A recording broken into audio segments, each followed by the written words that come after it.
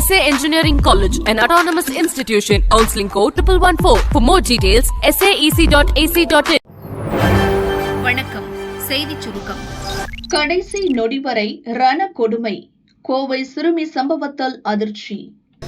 கையெழுத்தெல்லாம் வாங்கிட்டு அதுக்கப்புறம் புள்ள சைட்டு போச்சுன்னு சொல்றாங்களே. எனக்கு பிள்ளைக்கு நீதி வேணாம். அவனை வெளியே விடுங்க.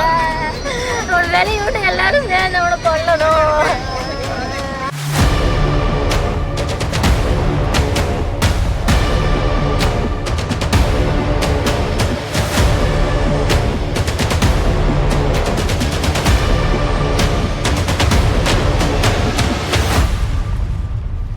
கோவை சூலூர் அடுத்த பள்ளப்பாளையத்தைச் சேர்ந்த 10 வயது சிறுமி வியாழனன்று மாலை வீட்டிற்கு வெளியே விளையாடிக் கொண்டிருந்தார். அருகில் உள்ள கடைக்கு சென்று வருமாறு பெற்றோர் கூறியதாக தெரிகிறது. ஆனால் நீண்ட நேரமாகியும் சிறுமி வீடு திரும்பவில்லை. இதனால் பதறிப்போன சிறுமியின் பெற்றோர் பல இடங்களில் தேடினர். எங்கு தேடியும் சிறுமி கிடைக்காத சூழலில் நொந்து போன அவர்கள் சூலூர் போலீசில் அன்றிரவே புகார் அளித்தனர். வழக்கை கையில் எடுத்த சூலூர் போலீசார் தீவிர விசாரணையில் இறங்கினர். முதலில் சிறுமியின் வீட்டின் அருகில் இருந்த கடையில் விசாரிக்கப்பட்டது. பைக்கில் வந்த வாலிபர் ஒருவர் சிறுமியை ஏற்றி சென்றதாக கடைக்காரர் கூறினார். இதையடுத்து சுற்றுவட்டார சிசிடிவி பதிவுகளை ஆய்வு செய்யும் பணியில் போலீசார் இறங்கினர். சிறுமி கடத்தப்பட்டு இருக்கலாம் என்கிற கோணத்தில் விசாரணை ஆரம்பமானது. ஆனால் மறுநாள் காலை அதிர்ச்சியளிக்கும் விதமாக பள்ளப்பாளையத்திலிருந்து 2 கிலோமீட்டர் தொலைவில் உள்ள கண்ணம்பாளையம் குளக்கரையில் சிறுமியின் சடலம் கிடப்பதாக தகவல் கிடைத்தது. அதன் பேரில் அங்கு சென்ற போலீசார் சடலத்தை மீட்டனர். அதில் கடத்தப்பட்டதாக தேடப்பட்டு வந்த சிறுமிதான் சடலமாக கிடப்பது உறுதியானது. இதையடுத்து சிறுமியின் உடல் பிரேத பரிசோதனைக்காக கோவை ESI அரசு ஹாஸ்பிட்டலுக்கு அனுப்பி வைக்கப்பட்டது. இதற்கிடையே சிறுமி பாலியல் துன்புறுத்தல் செய்யப்பட்டு கொலை செய்யப்பட்டு இருப்பதாக சந்தேகம் எழுந்தது. முகம், கழுத்து உள்ளிட்ட பகுதிகள் சிதைக்கப்பட்டு இருப்பதாக சிறுமியின் உறவினர்கள் தெரிவித்தனர். பிரேத பரிசோதனை அறிக்கையிலும் பாலியல் துன்புறுத்தல் நடந்திருப்பது தெரியவந்தது.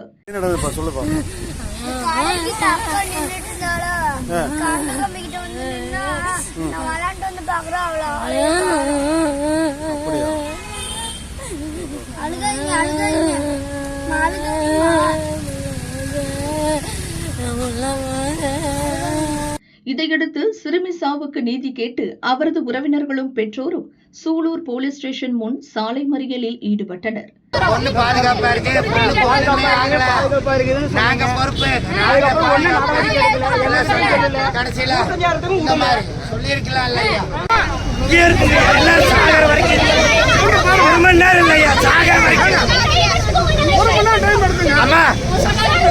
வெள்ளியன்று இரவு 9:30 மணி அளவில் துவங்கிய மறியல் அதிகாலை 5 மணி வரை விடிய விடிய நடந்தது. போராட்டத்தில் ஈடுபட்டவர்களுடன் மேற்கு மண்டல காவல்துறை IG ரம்யா பாரதி பேச்சுவார்த்தை நடத்தினார். உரிய நடவடிக்கை எடுக்கப்படும் என உறுதியளித்தனர்.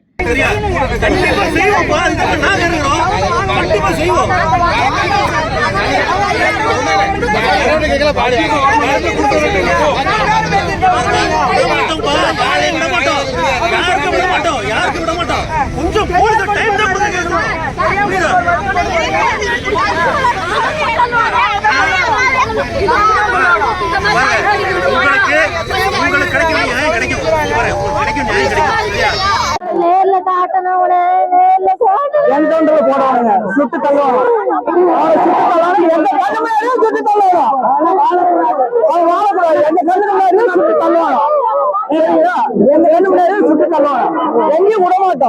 இந்த நிலையில் சிறுமி கொலை தொடர்பாக சிசிடிவி கேமராக்களை ஆய்வு செய்த போலீசாருக்கு இருவர் மீது சந்தேகம் வந்தது. சிறுமியுடன் விளையாடிய குழந்தைகளும் அதனை உறுதி செய்ததாக கூறப்படுகிறது. சந்தேகத்திற்கு உரிய கார்த்தி மற்றும் மோகன்ராஜ் ஆகிய இருவரை பிடித்து விசாரணை நடத்தினர். அதில் கார்த்திக் கொடுத்த வாக்குமூலத்தின் அடிப்படையிலும் கார்த்திக் மற்றும் அவருக்கு உதவியதாக மோகன்ராஜ் ஆகியோர் கைது செய்யப்பட்டனர். கைது செய்யப்பட்ட கார்த்தி போலீசிடமிருந்து தப்ப ஒரு கட்டடத்திலிருந்து கீழே குதித்ததாக கூறப்படுகிறது. இதில் அவனது வலது கை மற்றும் காலில் முறிவு ஏற்பட்ட நிலையில் கோவை அரசு மருத்துவமனையில் சிகிச்சைக்காக அனுமதிக்கப்பட்டுள்ளார். அவனது கூட்டாளி மோகன்ராஜை ரிமாண்ட் செய்ய போலீசார் சூலூர் கோர்ட்டுக்கு அழைத்து வந்தனர். நீதிபதி அருண்குமார் முன்னிலையில் ஆஜர்படுத்தப்பட்டான். குற்றம் சாட்டப்பட்ட கார்த்திக் மோகன்ராஜை வரும் 27ஆம் தேதி வரை கோர்ட் காவலில் சிறையில் அடைக்க நீதிபதி உத்தரவிட்டார். இந்த கொலை வழக்கில் பாதிக்கப்பட்ட தரப்பும் குற்றம் சாட்டப்பட்டவர்களும் ஒரே கிராமத்தில் வசித்து வந்துள்ளனர். இதனால் பதற்றத்தை தணிக்க அங்கே போலீஸ் பாதுகாப்பு போடப்பட்டுள்ளது. குற்றவாளிக்கு உறுதியாக உச்சபட்ச தண்டனை, கண் கலங்கிய அமைச்சர். கோவை அருகே 10 வயது சிறுமி கொடூரமாக கொலை செய்யப்பட்ட வழக்கில் 2 கைதாகியுள்ளனர். சிறுமியின் உறவினர்களை மருத்துவமனையில் நேரில் சந்தித்து பிற்படுத்தப்பட்டோர் நல அமைச்சர் சம்பத்குமார் ஆறுதல் கூறினார். கொலை செய்யப்பட்டிருக்காங்க தகவல் வந்ததுக்கு அப்புறம் நான் அதிகாரிகிட்ட பேசினேன். அதிகாரிகள் துரிதமான நடவடிக்கை எடுத்திருக்காங்க. கம்ப்ளைண்ட் வர்றதுக்கு முன்னாடி சம்பவம் ஏற்பட்டிருக்குங்கிறது ஒரு துரதிர்ஷ்டமான ஒரு நிகழ்வா இருக்குது. துரிதமாக செயல்பட்டு குற்றவாளிகளை கைது பண்ணியிருக்காங்க. இப்போ போஸ்ட்மார்ட்டம் ரிப்போர்ட் வந்ததுக்கு அப்புறம் மேற்கொண்ட விசாரணைகள் வந்து அது துரிதப்படுத்தப்படும். குற்றவாளி 2 பேரும் இன்னைக்கு கஸ்டடியில் இருக்காங்க. நீதிமன்ற காவலில் இருக்காங்க. குற்றவாளிகளுக்கு உச்சபட்ச தண்டனையை வாங்கி தரதில் அரசும் உறுதியா இருக்குது. பாதிக்கப்பட்ட குடும்பங்களுக்கு தேவையான நிவாரணங்களுக்கு செய்யறதுக்கு நாங்கள் அரசு தயாராக இருக்கோம். இந்த மாதிரி சம்பவம் இதுதான் இறுதியாக இருக்கணும். நாங்கள் உறுதியாக இருக்கிறோம். குற்றம் செய்யறவங்களுக்கு பயம் இருக்கணும். இனிமேல் இந்த மாதிரி குற்ற சம்பவத்தில் ஈடுபடுறது அது மாதிரி சிந்தனையே வரக்கூடாத அளவுக்கு தண்டனைகள் கடுமைப்படுத்தப்படுறதுங்கிறது முதல்வருடைய எண்ணமாக இருக்குது. நிச்சயமாக செயல்படுத்துவார். இந்த குற்றவாளிக்கு உச்சபட்ச தண்டனையை பெற்றுத்தருவது எங்களோட கடமையாக இருக்குன்னு நினைக்கிறேன். தமிழகத்தின் சட்டம் ஒழுங்கு கேள்விக்குறி. எதிர்க்கட்சித் தலைவர் உதயநிதி கண்டனம். கோவை சிறுமி கடத்தப்பட்டு பாலியல் வன்கொடுமை செய்து கொலை செய்யப்பட்ட சம்பவத்துக்கு எதிர்க்கட்சித் தலைவர் உதயநிதி கண்டித்துள்ளார். இந்த கொலை சம்பவத்துக்கு உண்மையான நீதி வேண்டும் என்ற குரல் எல்லா பக்கமும் ஒலிக்கிறது. இந்த மிருகத்தனமான செயலை செய்த உண்மை குற்றவாளிகளுக்கு கடுமையான தண்டனையை விரைந்து பெற்றுத்தர வேண்டும். புதிய அரசு பொறுப்பேற்றதில் இருந்து 12 நாட்களில் பாலியல் வன்கொடுமை, கஞ்சா கடத்தல், ரவுடிகள் தாக்குதல், ஆளும் கட்சியினரின் அத்துமீறிய அராஜகம் தொடர்கிறது. தற்போது கோவை சிறுமி கடத்தி கொலை உள்ளிட்ட 30க்கும் மேற்பட்ட பெரிய நிகழ்வுகள் செய்திகளாக வந்து கொண்டே இருப்பது மாநிலத்தின் சட்டம் ஒழுங்கை கேள்விக்குறியாக்கியுள்ளது. இனி திருச்சி மாணவிக்கு என்ன நடந்தது? விசாரிக்க குழு அமைத்தது அரசு. திருச்சி அரசு ஹாஸ்பிட்டலில் மூக்குவலி என அட்மிட் ஆனார் நர்சிங் மாணவி சீதாலட்சுமி. இவர் தவறான சிகிச்சையால் இறந்ததாக பரபரப்பு கிளம்பியது. மூக்குவலிக்கு அவரது வயிறு கிழிக்கப்பட்டிருந்ததாக சக மாணவிகள் மற்றும் குடும்பத்தினர் குற்றச்சாட்டை எழுப்பினர். மாணவியின் உறவினர்கள் மற்றும் சக மாணவிகள் இன்று மறியலில் இறங்கினர். அறநிலையத்துறை அமைச்சர் ரமேஷ் மற்றும் துணை சபாநாயகர் ரவிசங்கர் நேரில் வந்து பேச்சு நடத்தினர். சென்னை ராஜீவ் அரசு மருத்துவமனை மருத்துவ கண்காணிப்பாளர் பாஸ்கர் தலைமையில் சிறப்பு மருத்துவ குழுவை தமிழக அரசு அமைத்துள்ளது. அதே மருத்துவமனை டாக்டர்கள் பாரதி மோகன், சண்முக சுந்தரம், ஜெயபிரகாஷ் உறுப்பினர்களாக நியமிக்கப்பட்டுள்ளனர். கோட்டைக்கு வந்த கடிதங்கள், சிக்கும் 2 முக்கிய தலைவர்கள். முன்னாள் அமைச்சர் அனிதா ராதாகிருஷ்ணன் மீது விசாரணை நடத்த அனுமதி கேட்டு தமிழக அரசுக்கு அமலாக்கத்துறை கடிதம் அனுப்பியுள்ளது. சட்டவிரோத பண பரிமாற்ற தடை சட்டத்தின் கீழ் அனிதா மீது விசாரணை நடத்தப்பட உள்ளது. இவர் கடந்த 2001 முதல் 2006 வரையிலான அதிமுக ஆட்சியில் வீட்டு வசதி அமைச்சராக இருந்தார். வருமானத்திற்கு அதிகமாக சொத்து சேர்த்ததாக அனிதா மீது குற்றச்சாட்டு எழுந்தது. இது தொடர்பாக 2006இல் தமிழக லஞ்ச ஒழிப்புத்துறை அவர் மீதும் அவரது குடும்பத்தினர் மீதும் சொத்து குவிப்பு வழக்கை பதிவு செய்தது. 2001இல் 23 லட்சமாக இருந்த அனிதா குடும்பத்தின் சொத்து மதிப்பு 2006க்குள் 7 கோடியாக உயர்ந்தது. இதில் முறையான கணக்கு காட்டப்படாத சொத்துக்களின் மதிப்பு 2 கோடிக்கும் மேல் வரும் என லஞ்ச ஒழிப்புத்துறை குற்றப்பத்திரிகை தாக்கல் செய்தது. லஞ்ச ஒழிப்புத்துறையின் இந்த வழக்கின் அடிப்படையில் 2020ஆம் ஆண்டு அமலாக்கத்துறை தனியாக ஒரு சட்டவிரோத பண பரிமாற்ற வழக்கை பதிவு செய்தது. அனிதா ராதாகிருஷ்ணனின் குடும்பத்தினர் தங்களுக்கு சொந்தமான பல்வேறு கூட்டு பங்கு நிறுவனங்களின் வங்கிக் கணக்குகளில் பெரும் தொகையை ரொக்கமாக செலுத்தியுள்ளனர். பின்னர் அந்த பணத்தை கொண்டு பல அசையா சொத்துக்களை வாங்கியுள்ளனர் என அமலாக்கத்துறை குற்றம் சாட்டியது. இந்த வழக்கின் தொடர்ச்சியாக ஏற்கனவே கடந்த 2022 மற்றும் 2025ஆம் ஆண்டுகளில் ரெய்டு நடந்தது. தூத்துக்குடி, சென்னை, மதுரை ஆகிய இடங்களில் உள்ள அவருக்கு சொந்தமான பல கோடி ரூபாய் மதிப்புள்ள சொத்துக்களை அமலாக்கத்துறை தற்காலிகமாக முடக்கியுள்ளது.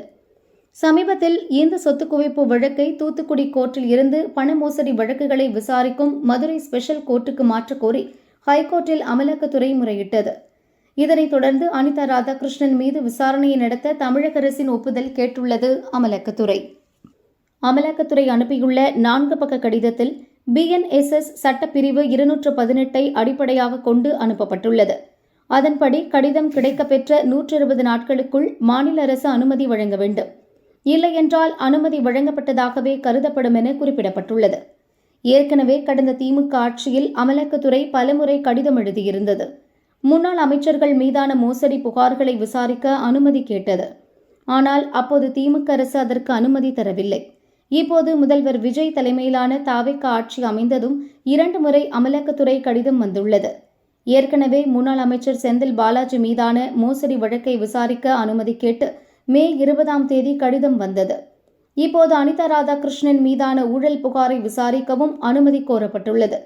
அமலாக்கத்துறையின் இந்த அடுத்தடுத்த கடிதங்கள் தமிழக அரசியலில் பரபரப்பை உண்டாக்கியுள்ளது. வேட்டை துப்பாக்கியால் விவசாயி மீது டுமில், நள்ளிரவில் பயங்கரம். கரூர் மாவட்டம் வளையப்பட்டி பகுதியைச் சேர்ந்தவர் கருணகிரி, வயது 48. இவர் நேற்று இரவு 11 மணியளவில் பைக்கில் வீடு திரும்பிக் கொண்டிருந்தார். அப்போது திடீரென இவர் மீது துப்பாக்கிச் சூடு நடத்தப்பட்டது. வேட்டைக்கு பயன்படுத்தப்படும் சிறிய ரக நாட்டு துப்பாக்கியால் மர்ம நபர் இவரை நோக்கி சுட்டுள்ளார். அந்த இடம் இருள் சூழ்ந்து இருந்ததால் கருணகிரியால் அடையாளம் காண முடியவில்லை என கூறப்படுகிறது. குண்டுகள் அனைத்தும் பின்பக்கத்திலிருந்து வந்துள்ளது. கருணகிரி முதுகில் 10 குண்டுகள் பாய்ந்தது. இரத்த வெள்ளத்தில் கருணகிரி சுருண்டு விழுந்தார். குண்டடிப்பட்டு கிடந்தவரை அப்பகுதி மக்கள் மீட்டு திண்டுக்கல் அரசு மருத்துவமனையில் சேர்த்தனர். கருணகிரி முன்விரோதம் காரணமாக சுடப்பட்டாரா?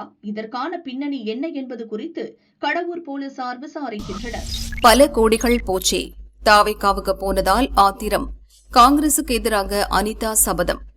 சட்டசபை தேர்தலில் திமுக கூட்டணியில் காங்கிரஸ் போட்டியிட்ட 5 தொகுதிகளில் வெற்றி பெற்றது. தனிப்பெரும் கட்சியாக தாவேகா வெற்றி பெற்றதை தொடர்ந்து அக்கட்சிக்கு ஆதரவளித்து திமுக கூட்டணியை முறித்துக் கொண்டது. இந்த நிலையில் திமுக முன்னாள் அமைச்சர் அனிதா ராதாகிருஷ்ணன் காங்கிரஸ் கட்சியையும் ராகுலையும் ஒருமையில் விமர்சித்தார்.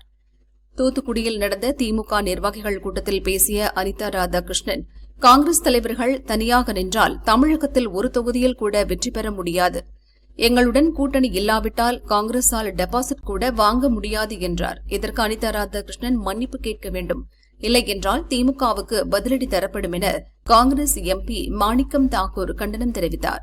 அதன் தொடர்ச்சியாக தூத்துக்குடியில் அனிதா ராதாகிருஷ்ணனை கண்டித்து காங்கிரஸ் கட்சியினர் ஆர்ப்பாட்டம் நடத்தினர். இதனால் ஆத்திரமடைந்த அவர் தூத்துக்குடி மாவட்ட முன்னாள் காங்கிரஸ் தலைவர் முரளிதரன், முன்னாள் ஒன்றிய தலைவர் பிச்சுவிளை சுதாகர் மற்றும் கவுன்சிலர்கள் உட்பட 10க்கும் மேற்பட்ட நிர்வாகிகளை திமுகவுக்கு இழுத்துள்ளார். அப்போது அனிதா ராதாகிருஷ்ணன் பேசுகையில், தூத்துக்குடி மாவட்டத்தை காங்கிரஸ் கட்சி இல்லாத மாவட்டமாக மாற்றி காட்டுவேன் என சபதம் செய்துள்ளார். இதுகுறித்து திமுக நிர்வாகிகள் கூறியதாவது: கடந்த லோக்சபா தேர்தலில் திருநெல்வேலி தொகுதியில் காங்கிரஸ் வேட்பாளர் ராபர்ட் புரூஸ் தோல்வியடையும் நிலை ஏற்பட்டது. அப்போது அனிதா ராதாகிருஷ்ணனிடம் பொறுப்பை ஒப்படைத்தார் ஸ்டாலின். காங்கிரஸ் வேட்பாளரை வெற்றி பெற வைக்க 8 கோடி ரூபாய் வரை அனிதா செலவழித்துள்ளார். அதேபோல சட்டசபை தேர்தலில் தூத்துக்குடி மாவட்டத்தில் காங்கிரசின் தேர்தல் செலவையும் அனிதா ராதாகிருஷ்ணன் ஏற்றுக்கொண்டார். ஆனால் திமுகவின் முதுகில் குத்தியதால் காங்கிரஸ் இல்லாத தூத்துக்குடியாக மாற்றிக் காட்டும் முயற்சியில் அவர் ஈடுபட்டுள்ளார் என அவர்கள் கூறினர்.